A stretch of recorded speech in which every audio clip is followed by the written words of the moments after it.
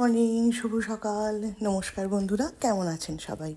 আশা করি সবাই খুব ভালো আছেন, খুশি আছেন আর সুস্থও আছেন।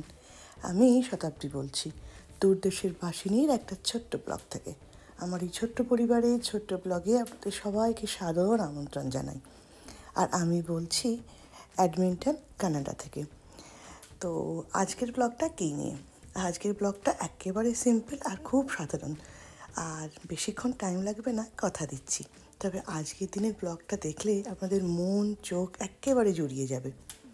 আজকে বিকেলে এসেছিলাম একটা কাজ নিয়ে ব্যাংকের পাশেই একটা ছোট্ট মতো কমিউনিটি আছে। যে কমিউনিটিটা এত সুন্দর, এত হালকা হাওয়া বইছে, সুন্দর, চারদিকে যেন সবুজের গালিচা পাতা। এখানটা দেখে না থেমে গিয়ে থাকতে পারলাম না। কাজটা মেটানোর পর গাড়িটা ওখানেই রাখলাম আর বেরিয়ে পড়লাম একটু হাঁটতে। এতে আমার আধ ঘন্টার মতো হাঁটাও হয়ে যাবে, আর তার সাথে সাথে এই চারপাশটা, কানাডার সামারটা মানে গরমকালটা যে কী সুন্দর হয়ে ওঠে সেটা আপনাদের সাথে শেয়ার করতে পারবো বলেই আজকে একটুখানি দাঁড়িয়ে গেলাম। ওই দেখুন কে ছুটে আসছে, দেখতে পাচ্ছেন? খরগোশ। এখানে প্রচুর পরিমাণ খরগোশ আছে, জানেন? শীতকালে এরা মাটির নিচে আর কি লুকিয়ে পড়ে, আর গরম হলেই মানে স্প্রিং হাওয়ার সাথে সাথে আস্তে আস্তে এরা বেরিয়ে পড়ে। তো এখানে প্রচুর পরিমাণ খরগোশ দেখা যায়। আর এখানে আরও এসেছি আর একটা জিনিস দেখানোর জন্য, সেটা হচ্ছে পাখি। গরমকালে এখানে প্রচুর পরিযায়ী পাখি আসে এই ছোট্ট লেকটার ধারে। আর এই লেকটার বৈশিষ্ট্য এটাই হচ্ছে, এর চারপাশে যে বাড়িগুলো দেখছেন সেটা বেশিরভাগটাই কিন্তু হচ্ছে সিনিয়র সিটিজেন নিয়ে তৈরি করা। মানে যারা ধরুন আমাদের 60 ঊর্ধ্ব বা 65 ঊর্ধ্বে যাদের বয়স, যাদের ছেলেমেয়েরা হয়তো অনেক দূরে থাকে, তাদের বাড়িতে তো একা থাকতে অনেক অসুবিধে হয়। তো সেই জন্য এই জায়গাটাতে মানে আমাদের পাতি বাংলা কথায় যেটাকে বৃদ্ধাশ্রম বলা হয় আর কি। তো এই পুরো লেকটার চারদিকে এইরকমই বেশ একটা বড় বৃদ্ধাশ্রম আছে। আর এই বিল্ডিংটা এতটাই বড়, ছোট বড় মিলিয়ে অনেকটা, ওই যে দেখছেন দূরে সমস্তটা মিলিয়েই কিন্তু এই জায়গাটা তৈরি হয়েছে। আর এই জায়গাটাতে ছোট্ট একটা মতো পার্কও করে রাখা হয়েছে, যাতে বয়স্ক লোকেরা সুযোগ সুবিধে বুঝে বা সন্ধেবেলা, বিকালবেলা বা সকালবেলা একটু হাঁটতে পারে। আর দেখুন কি সুন্দর চওড়া এরকম পাথ করা আছে। মানে যদি তারা এমনি হাঁটেন ভালো, কিংবা যারা যদি কোনো সাহায্য নিয়ে হাঁটেন, যেমন দেখবেন অনেকেই কিন্তু হাঁটার জন্য অনেক রকমের জিনিস ব্যবহার করে, সেগুলোর জন্য কিন্তু একটুখানি স্মুথ রাস্তা হওয়ার দরকার হয়। তো সেই জন্য এই রাস্তাগুলো কিন্তু খুব সুন্দর করে করা। চলুন দেখিয়ে আনি আপনাদের আজকে কানাডার এই চারপাশের পরিবেশটা। এত সুন্দর লাগছে যে কি বলবো। গান গাইতে জানি না, না হলে এরকম পরিবেশে গান টান কিন্তু মনে আসতেই পারে। এই পুরো দিকের যে বিল্ডিংগুলো দেখছেন, এগুলো সমস্তটাই কিন্তু বড় বড় আর কি বৃদ্ধাশ্রম। চলুন থাকুন আমার সঙ্গে।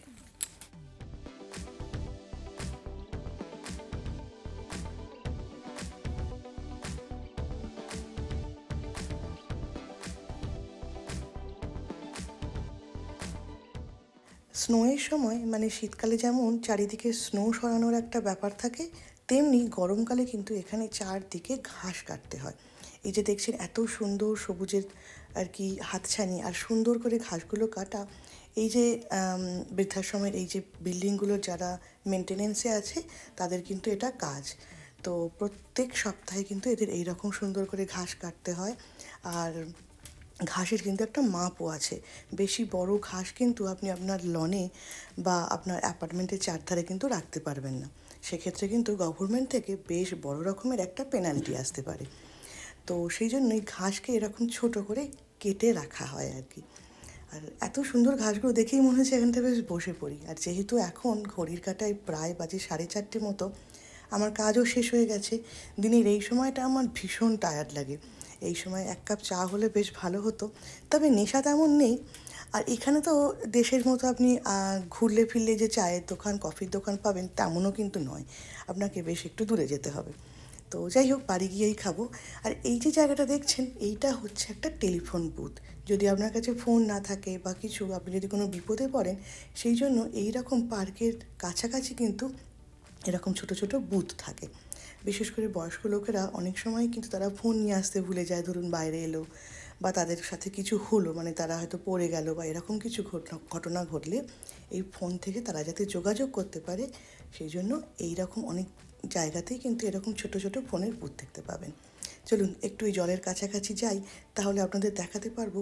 এখানে কিন্তু এই জলের কাছাকাছি অনেক রাজহাঁস আসে, এরাও কিন্তু পরিযায়ী।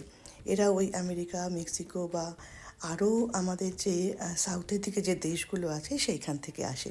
কি সুন্দর, বিনা আর কি ভয়ে কি সুন্দর দেখুন ঘুরছে।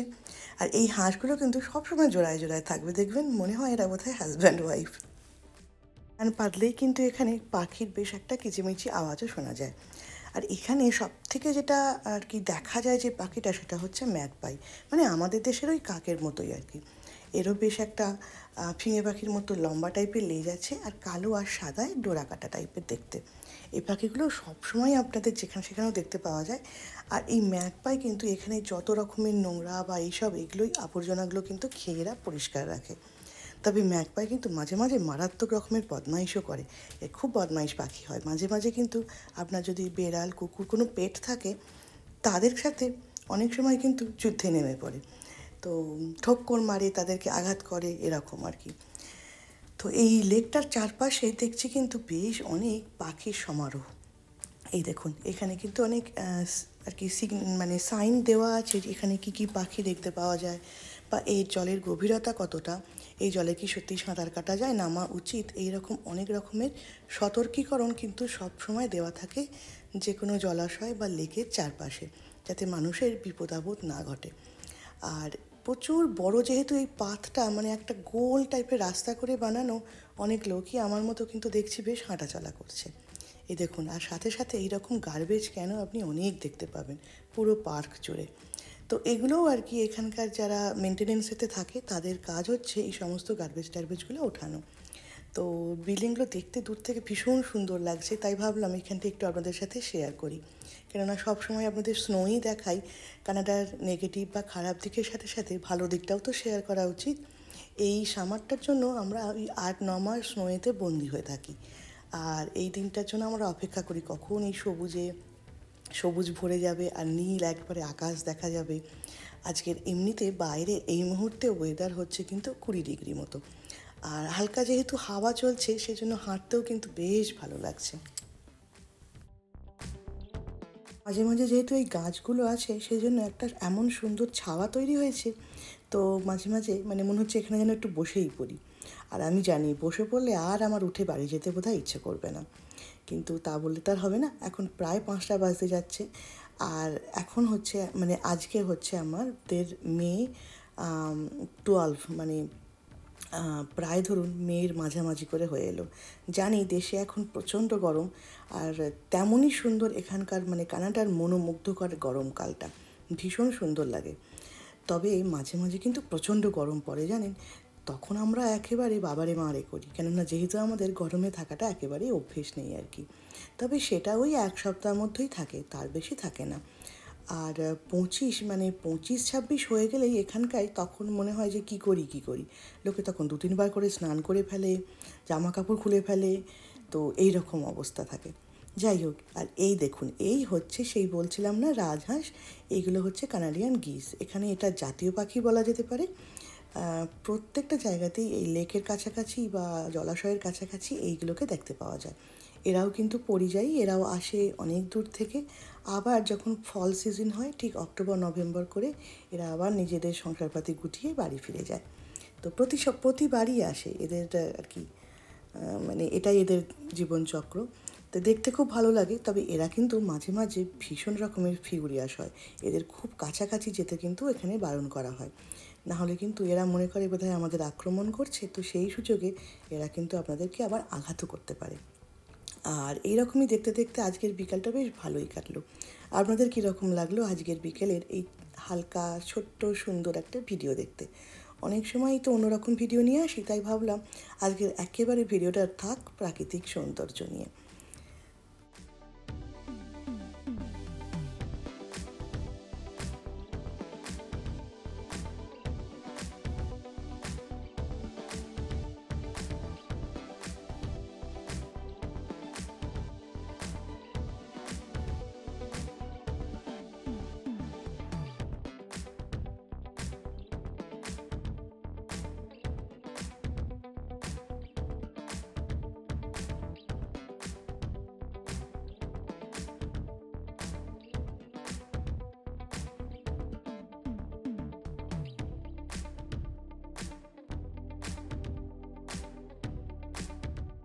হাঁটতে হাঁটতে ছোটোখাটো কত জিনিসই না চোখে পড়ে। এই দেখুন, এইগুলো হচ্ছে পাইন কোন। এইগুলো নিয়ে বাচ্চারা এখানে কিন্তু ভীষণ খেলাধুলো করে, আর এগুলো দিয়ে অনেক আর্ট অ্যান্ড ক্রাফটও কিন্তু বানানো হয়। তো এরকম বেশ তুলে নিয়ে যেতে কিন্তু ভালো লাগে। আর আমাদেরও জানেন, স্কুলেও কিন্তু এই সমস্ত জিনিসগুলো ক্লাসরুমে রাখতে হয়। মানে নেচারকে ক্লাসরুমের সাথে যোগাযোগ রাখার একটা প্রচেষ্টা এখানে সবসময় চলতে থাকে। কাজেই ছোটো থেকে এদেরকে শেখানো হয় নেচারিস্টিক যে কোনো জিনিসই কিন্তু ফেলে দেওয়ার মতো নয়, সেগুলো দিয়ে রিইউজ করা যায়, সেগুলো দিয়ে কিছু বানানো যায়, বিভিন্ন রকমের জিনিস। তো সেই রকমই তো এইরকম পাইন কোন এখানে একটা প্রচণ্ড পপুলার একটা জিনিসপত্র। আর যত পাইন গাছ বড় হয়, তত এই যে পাইন কোনগুলো সেইগুলো দেখতে কিন্তু অন্যরকম হয়। তো সেগুলো আরও বড় হয়, সেগুলোর যে খাঁজগুলো যেগুলো দেখছেন সেগুলো আরও অন্যরকম হয়ে যায়। তো যাই হোক, আজকের ভিডিও এই অবধিই ছিল। আজকের ভিডিও কেমন লাগলো জানাতে একেবারে ভুলবেন না। যদি ভালো লাগে তাহলে প্লিজ লাইক, শেয়ার, কমেন্ট করার অনুরোধ রইল। Thank you for watching.